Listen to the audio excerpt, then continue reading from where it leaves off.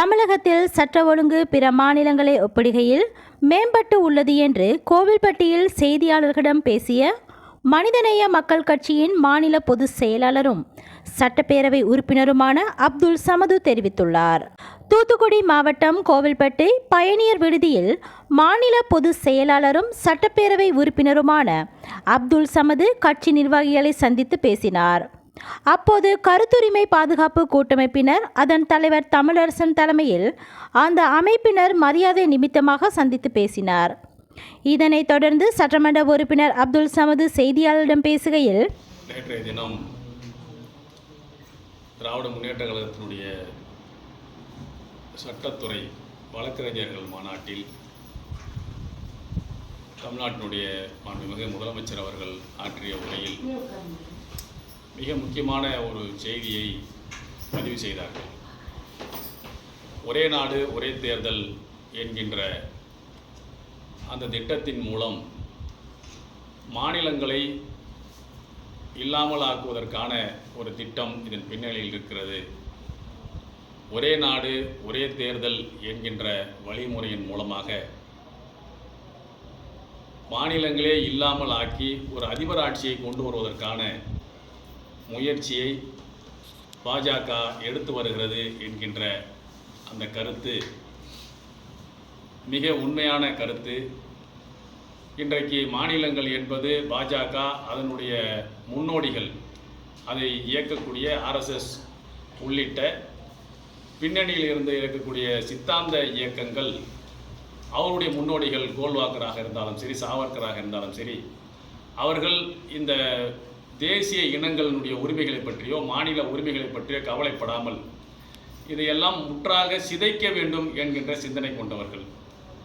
அதனால் மாநிலங்களே இல்லாமல் ஆக்கி தமிழ்நாடு, கேரளா, ஆந்திரா, குஜராத், மகாராஷ்டிரம் உள்ளிட்ட எந்த மாநிலமும் இருக்கக்கூடாது, ஒரே தேசமாக இது ஆக்கப்பட வேண்டும், ஒரே ஆட்சியாக நடக்க வேண்டும், ஒரே அதிபர் ஆட்சியை நோக்கி இந்தியாவை கொண்டு செல்லக்கூடிய ஒரு மிகப்பெரிய ஆபத்து இந்த பின்னணியில் இருப்பதை நேற்றைய தினம் முதலமைச்சர் அவர்கள் கூறியிருப்பதை மனிதநேய மக்கள் கட்சியின் சார்பில் முற்றும் முழுதாக நாங்கள் அதை வரவேற்கின்றோம்.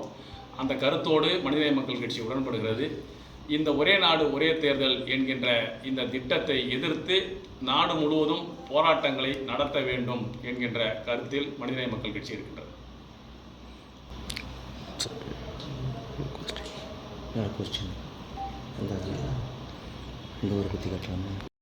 விமான நிலைய பிரச்சனையை பொறுத்த வரைக்கும் அந்த மக்களின் கருத்துக்களுக்கு அரசு மதிப்பளிக்க வேண்டும் என்பதுதான் மனிதநேய மக்கள் கட்சியினுடைய கருத்தாக இருக்கிறது. அதில் வாழக்கூடிய மக்களினுடைய உணர்வுகளுக்கு மதிப்பளித்து அவருடைய கருத்தின் அடிப்படையிலேயே பரந்தூர் விமான நிலையம் அமையப்பட வேண்டும் என்று மனிதநேய மக்கள் கட்சி கருதுகிறது. நிச்சயமாக இது போன்ற மனித வெறுப்பு முற்றாக ஒழிக்கப்பட வேண்டும். அது ஒடுக்கப்பட்ட மக்கள் மீதான, தாழ்த்தப்பட்ட மக்கள் மீதான இது போன்ற தீண்டாமை கொடுமைகளாக இருந்தாலும் சரி, சிறுபான்மை சமுதாயத்தின் மீதான இந்த கொடூர வெறுப்புகளாக இருந்தாலும் சரி, இதன் மீது கடுமையான நடவடிக்கைகளை எடுக்க வேண்டும். கடுமையான நடவடிக்கைகள் மூலமாக இரும்புக்கரம் கொண்டு இவர்கள் ஒடுக்கப்படுவதன் மூலமாக இது தடுக்கப்பட வேண்டும்.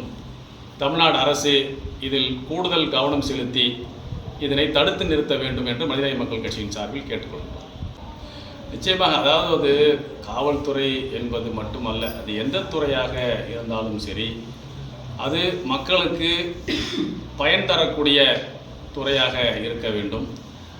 அவர்கள் வரம்பு மீறும் போது அவர்கள் மீது நடவடிக்கை எடுப்பதும், அந்த காவல்துறையின் மீது பொதுமக்கள் ஏதாவது இது போன்ற வரம்பு மீறல்களில் ஈடுபட்டால் அவர்கள் மீது நடவடிக்கை எடுப்பதும் என்பது சட்ட ஒழுங்கை பாதுகாப்பதற்கான அடிப்படை அம்சங்களில் உள்ள ஒரு செயல்பாடு. இது பொத்தாம் பொதுவாக நாம் வைத்து பார்க்க முடியாது. மற்ற மாநிலங்களில் இருக்கக்கூடிய நடைபெறக்கூடிய சம்பவங்களில் ஒத்து பார்க்கும்போது தமிழ்நாட்டினுடைய சட்டம் ஒழுங்கு என்பது ஒரு மேம்பட்ட நிலையில், ஒப்பீட்டளவில் உயர்ந்திருக்கக்கூடிய நிலையில் இருப்பதை பார்க்கிறோம். அதே நேரத்தில் அங்கொன்றும் இங்கொன்றுமாக நடக்கக்கூடிய இந்த பிரச்சனைகளையும் நடக்காமல் தடுப்பதற்கு என்னவெல்லாம் முன் நடவடிக்கைகளை எடுக்க வேண்டுமோ அதை உளவுத்துறை மூலம் கண்டறிந்து நடவடிக்கைகளை எடுக்க வேண்டும் என்பதுதான் சரியாக இருக்கும். அந்த அடிப்படையில் தமிழ்நாடு அரசு எடுக்க வேண்டும் என்கின்ற கோரிக்கையை முன்வைக்கிறோம். மனிதநேய மக்கள் கட்சியின் தூத்துக்குடி மாவட்ட தலைவர் இக்பால், செயலாளர் கயத்தாறு அஸ்மத், துணை செயலாளர் செண்பகராஜ் உள்ளிட்டோர் உடனிருந்தனர்.